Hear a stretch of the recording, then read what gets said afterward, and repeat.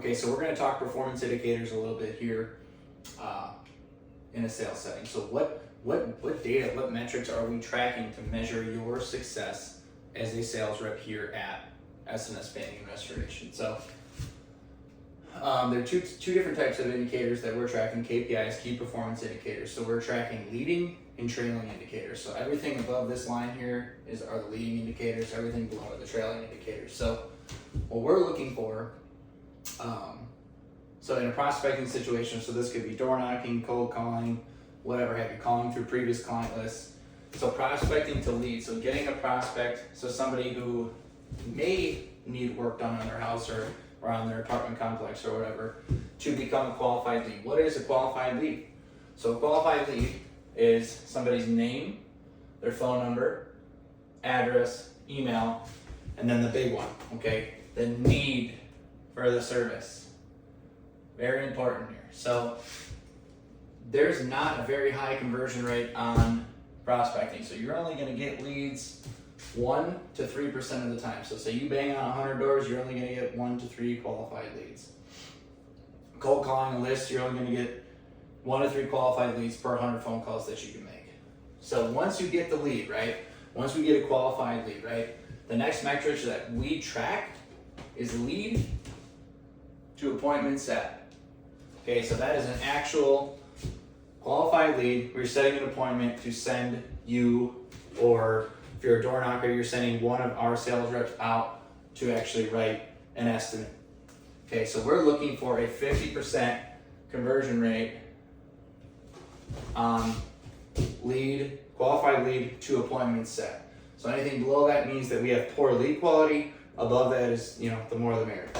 So the next metric that we track. So once we have boots on the ground, we have, we've built rapport with the client, we've done our sales process, we've done our assignment selling, we've done all those other things that we discussed in other videos.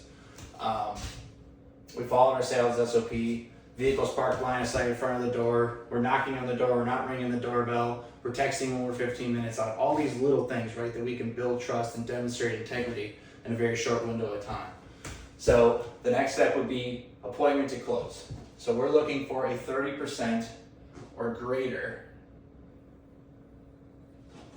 appointment to close. Anything below that means that we're just not doing our job somewhere along the way. Somewhere in the sales process is jacked up, and if it starts going much below 30%, that means that something is not going right. So, and then from the next piece that we track, so closed job, right? So we collect a deposit. Once the job is closed, we take half down. I don't give a fuck if the job is $5,000, $50,000, $500,000, we take half down. So from close to install, right? So this is backlog of production. So we're only wanting to ever be 6 to 8 weeks out for a crew to be able to have boots on the ground to produce what promises we just made as a sales rep. So these are your leading indicators, right? So your trailing indicators. So this is after the jobs are done, the sale's been made, you've done your running, you've done all these things, right? So gross sales. So we talk a lot about gross sales numbers, right?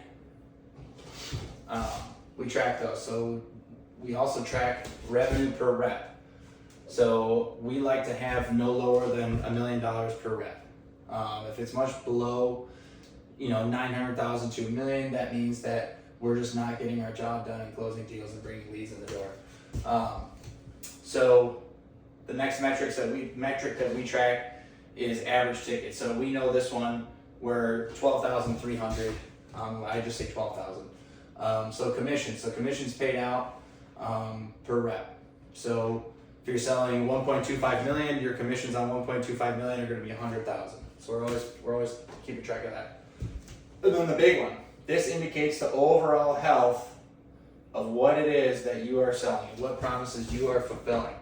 And then there's actually one on here that I did not write. 5-star review ratio.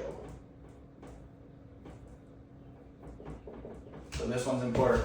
We're looking for a greater than 50% 5-star review ratio on everything that we sell.